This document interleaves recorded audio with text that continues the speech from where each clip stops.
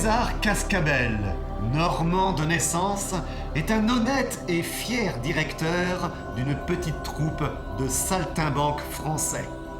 Depuis de nombreuses années maintenant, la famille Cascabel présente son spectacle en Amérique du Nord.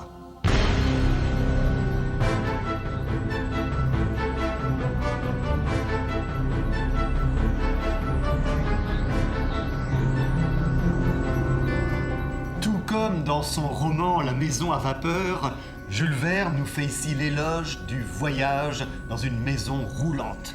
N'est-ce pas la maison qui marche ? Pourquoi les forains sont-ils les seuls à connaître cette jouissance de la navigation en terre ferme ?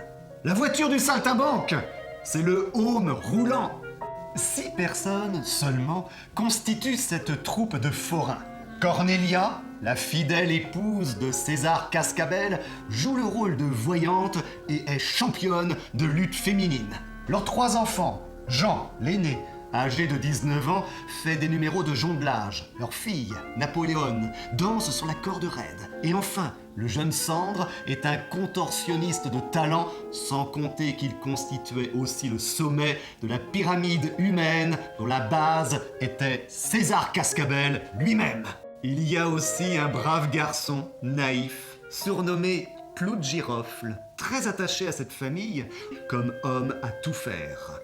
Lorsque commence cette histoire, au tout début de l'année 1867, nos forains se trouvent alors à Sacramento, en Californie.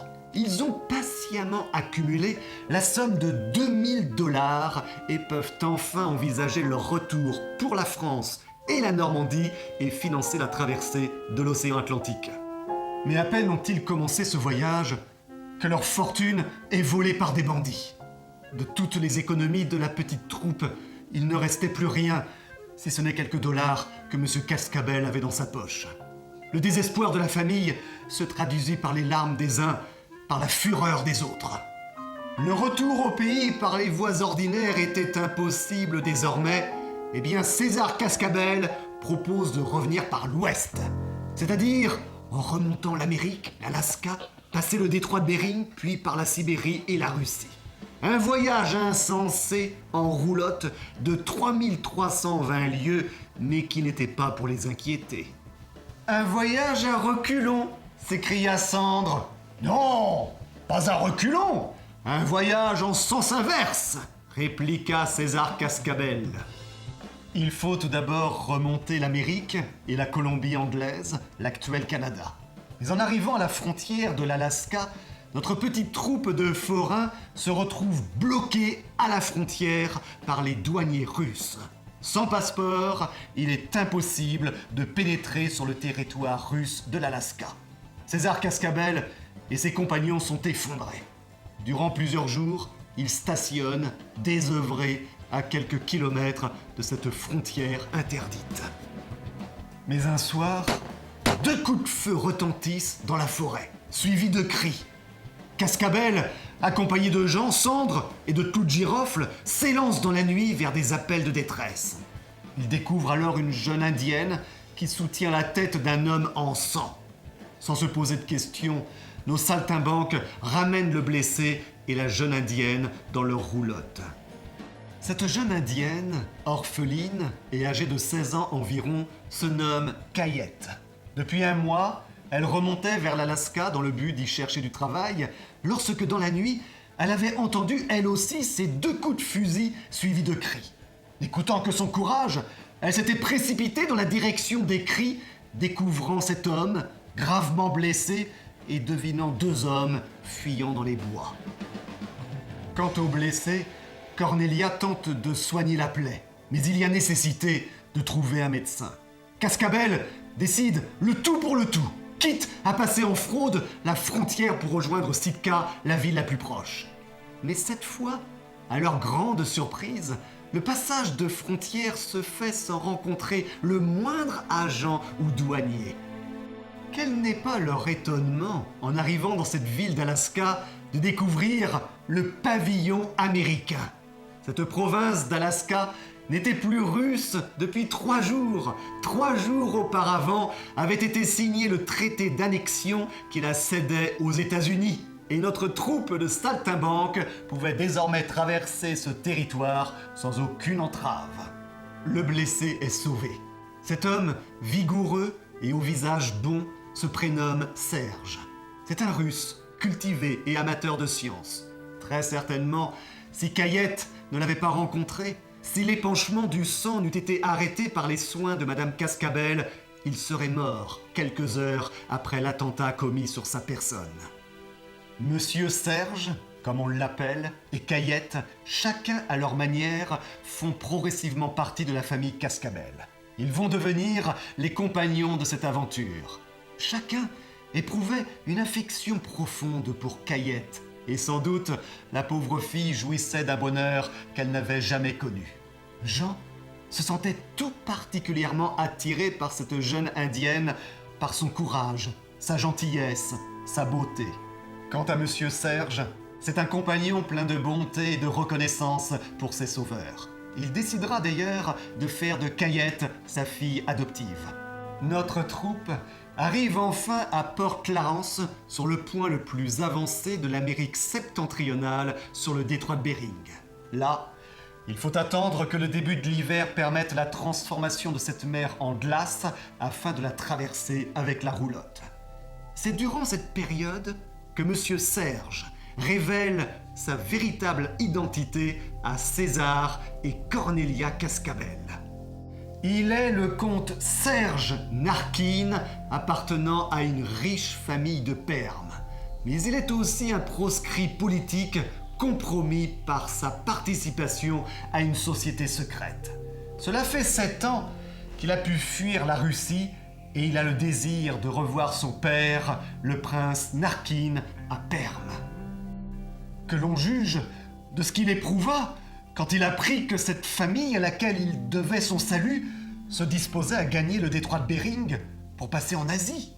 On comprend que son plus vif désir eût été de l'accompagner, mais pouvait-il l'exposer aux représailles du gouvernement russe? Si l'on découvrait qu'elle avait favorisé la rentrée d'un condamné politique dans l'empire moscovite, qu'arriverait-il? « Venez, monsieur Serge, venez donc avec nous !» s'écria Cornelia. « Il y va de votre liberté, mes amis, de votre vie peut-être. »« Eh, qu'importe, monsieur Serge !» s'écria Cascabel. « Chacun de nous a un compte ouvert, là-haut, n'est-ce pas? Eh bien, tâchons d'y apporter le plus possible de bonnes actions. Ça balancera les mauvaises. » Enfin, l'hiver arrive. La mer se fige et la roulotte peut avancer sur cette mer glacée du détroit de Bering. Mais cette traversée de plusieurs jours n'est pas sans risque. Nos héros entendent soudain des craquements inquiétants dans la glace. Le sol se dérobe et une crevasse s'ouvre soudain sous les pieds des 2 chevaux qui sont entraînés dans les profondeurs maritimes. La roulotte, avec ses passagers, se retrouve coincée sur un morceau de banquise, une véritable île flottante qui se met à dériver vers le nord dans cette terrible région glaciale. Mais nos héros font tout ce qui est en leur pouvoir pour stabiliser la roulotte au centre de cette petite île de glace. Régulièrement, de gigantesques icebergs percutent leur îlot, produisant de terrifiantes vibrations. Il faut aussi régulièrement creuser un tunnel dans la neige qui s'accumule sur la roulotte. Mais lorsque la tempête cesse, ce sont de sublimes aurores polaires qui peuvent alors être admirées depuis la proue de leur navire de glace. Mais un jour, lors d'une brusque collision avec un iceberg, Cayette est projetée sur un bloc de glace en dérive. Jean se précipite pour lui porter secours. Nos 2 jeunes gens se retrouvent entraînés au loin sous les yeux horrifiés de Cascabel et de ses compagnons.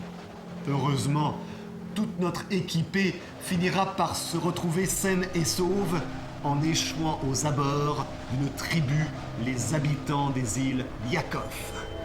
À vrai dire, nos héros ne pouvaient tomber plus mal en arrivant au milieu de cette population peu sociable.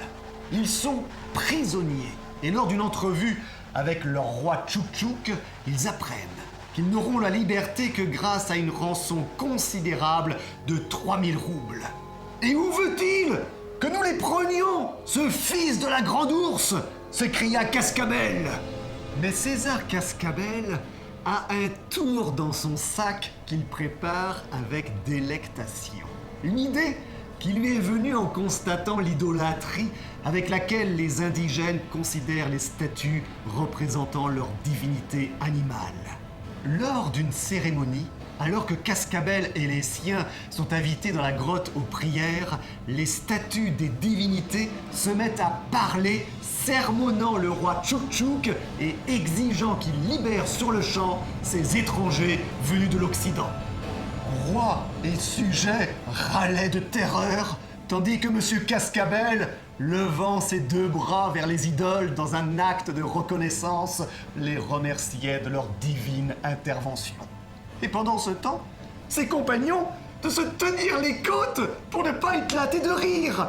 Une simple scène de ventriloquie. Voilà ce que Cascabel, cet artiste incomparable, avait imaginé pour forcer la main au roi Tchouk-Tchouk.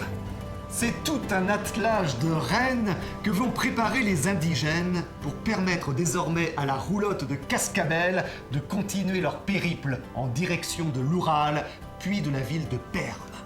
Jugez un peu de l'effet, exalte César Cascabel.